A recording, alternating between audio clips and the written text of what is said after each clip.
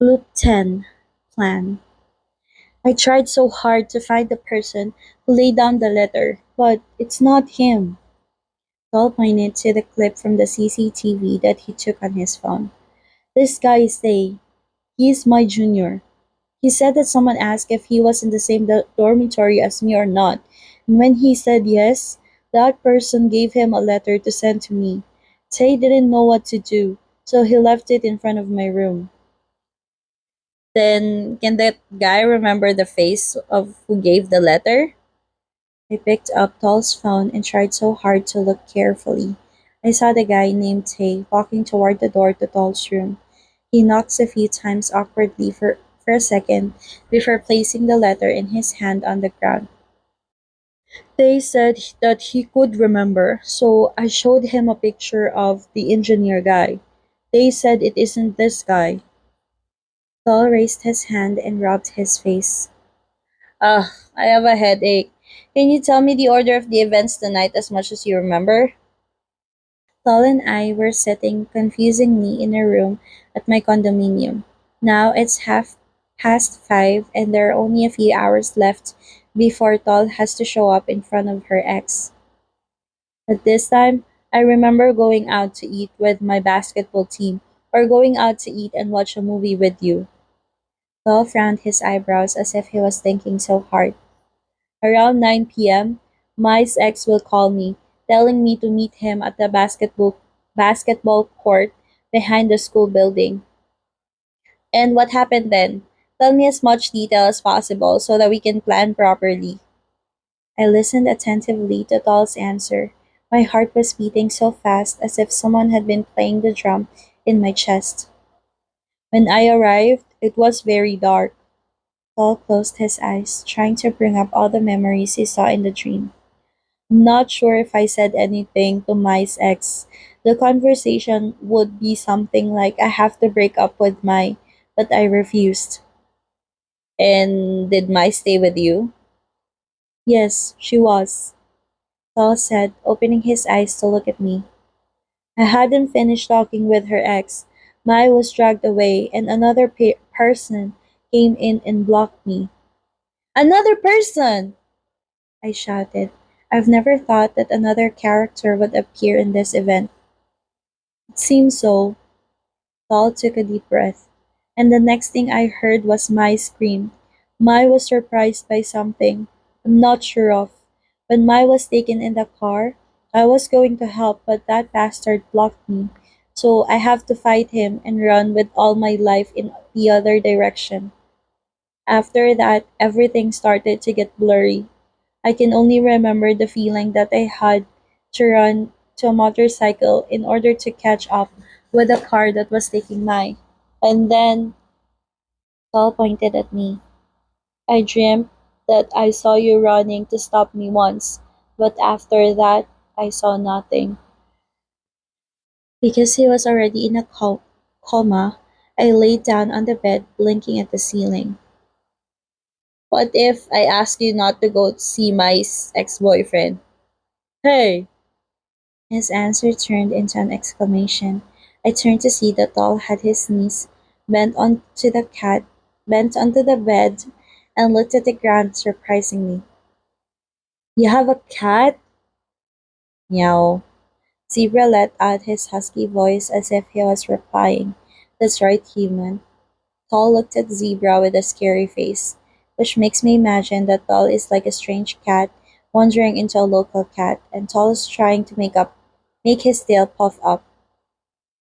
Yes, I forgot to tell you. Are you afraid of cats? Not really, just afraid of getting a bite. Tall lowered his feet onto the ground slowly. When I was a kid, I was bitten by a cat, and the vaccine that was injected around the wound hurt so bad. The more I got to know him, the more I feel Tall is a very adorable person. Under his strong personality, he's just a boy who doesn't think of anything complicated. He's a boy who acts stubborn but actually good hearted. He tries not to show weakness but sometimes can't cover it up. I really like this kind of person. What a cute boy. What did you just ask? Paul turned to me. I said, if I ask you not to go to meet my ex, would you listen? I asked with a worried expression on my face. That's it. You don't have to think about it too much and you don't have to risk your life. No, Paul answered immediately. I don't know what will happen to Mai. I can't let Mai be with that person. Tall's answer made me think of something. When Tall was in the CCU ward, I didn't see Nong Mai coming to visit Tall once. This made me come up with the question at that time. Why Nong Mai didn't come? Your boyfriend is in a critical condition. Are you really his girlfriend? Maybe something has really happened to Nong Mai. Thing made my hands tremble, or my mission might not be just to save Tall's life, but also Nong Mai's. If I tie Tall up and lock him up in my room tonight, he might not die, and this hell loop will be ended. But I might have heard the news of a beautiful student disappearing, and Tall will live a life of anger and cursing at me for not letting him help his best friend, who he has been close to since childhood, in spite of knowing what will happen to her. It's the end of the loop that isn't a happy ending at all. Ugh, what should I do? I raised both hands and crushed my hair and let out an angry roar. There was a long silence between me and Tall before Tall started to say something. Let me do this. I would go see her ex as usual, at the same time, in the same place. But I will find a way to turn on the light in that area. Then you hide somewhere nearby, secretly filmed what is happening, and remember to take a close shot of that guy's face. I will try negotiating for them to let Mai go. I promise I will promise them to break up with Mai or something like that. Then we can upload this clip on social media to make them embarrassed. Keep it as evidence in case something happens in the future. I sat up, looking at Paul with a feeling of hope getting bigger in my chest. That's good. So, as we discussed, Titin, I promised I won't overdo it. If an unexpected event that might need force or running appears, I might need you to help me. Paul put his hand on his chest. I won't die again. I moved to sit near Tall and reached out my hand. You promised me. Tall looked down and stretched out his hand and shook my hand. Yes. Tall and I were standing at the side of the basketball court with the lights on. We both got here at 7 p.m. to make the area as bright as possible. After taking care of the light, Paul pointed out the landmarks for me to know. Here is the place where I talked to my ex. Paul stood under the basketball hoop and pointed to the right. Mai will stand around this area. After that, Mai's boyfriend will take Mai away. Then the other guy will come from the corner of the court to block me. I tried so hard to fight against that person here. Then I ran to the car park beside the building. I nodded. Then I'll sneak right behind this pillar. As it's a blind corner, no one will notice me. I walked behind a pillar that was big enough to cover me and it was placed in the shadows.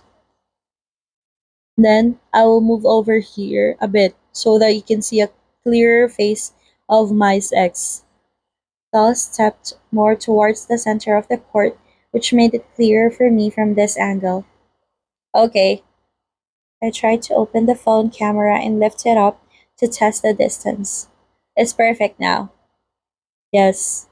Tal looked up at his watch. I'm going to wait somewhere else until I get a call. You stay here, okay?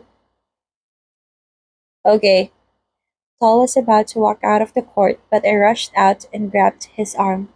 Tal stopped and turned to look at me. Don't forget the promise you gave me. No matter what happens, don't exert, don't run. I'll take care of it. Got it? You got it, right? This worries me the most among all the plans we've come up with. Tal nodded. I promised. Then Tal quickly walked away from the court, leaving me to look at him worriedly. Every second of time passed so slowly. I was holding my phone while hiding quietly in a dark corner behind a pillar. My heart was beating so fast that I could almost hear it coming out of my chest. I tried to calm myself by saying that Tall and I had prepared this well. Nothing could go wrong. The sound of footsteps slowly gets louder, pulling my consciousness back to me. I attached my back to the pillar and slowly turned around to look at the source of the voice. You shouldn't do this, sweetheart! Stop messing with Doll! Then I saw two people walking into the basketball court. One of them was Nong Mai, who was still in her university uniform. The other was a guy who have never seen before. He was a guy whose figure and height are probably similar to mine. If you refuse to break up with Tol, I will make him be the one who breaks up with you.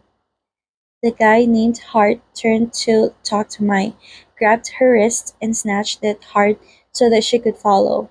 This thing makes me so angry that I wanted to jump out and punch that bastard in the face. But if I did that, the plan would be completely ruined. I started the video recording and tried not to expose the camera as much as I could. Ouch! Mai cried out in pain. When will Tol come? Hart shouted angrily. Bas, call him again. Then I heard the name of the second person. That name is the name of a suspected engineer boy. I tried to use the camera to look for another person. Then I saw that man standing with his phone in the corner of the court.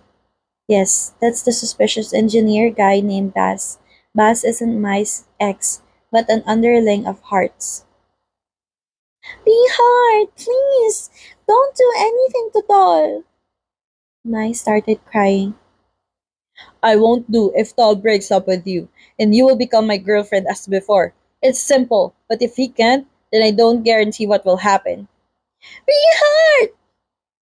Mai was trying to pull her hand out of Hart's hand. Let Mai go.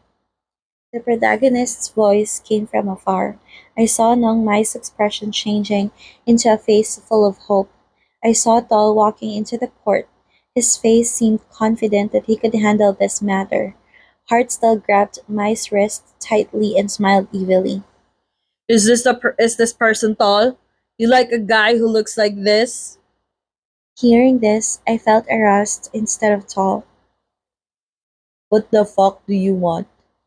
Tall asked in a soft tone. Well, this kid is using the word fuck with me. Hart laughed. It's okay. I don't mind because I'm in a good mood. You tell Mai that you want to break up and I will take Mai home with me. Let Mai be mine just like before, and after this, don't bother Mai anymore. Okay. Tall immediately answered, making the three of them confused, especially Mai. I can break up with her, but you have to let her go first. Let Mai go to be with you tonight? Hell no. Hart was about to turn around and snatch Mai's arm with him. So, you two are broken up now. If I see you hanging around with Mai again, I'll assume that you're messing with my stuff. I saw Mai following by force. Paul was trying to follow, but Bass walked in and blocked him.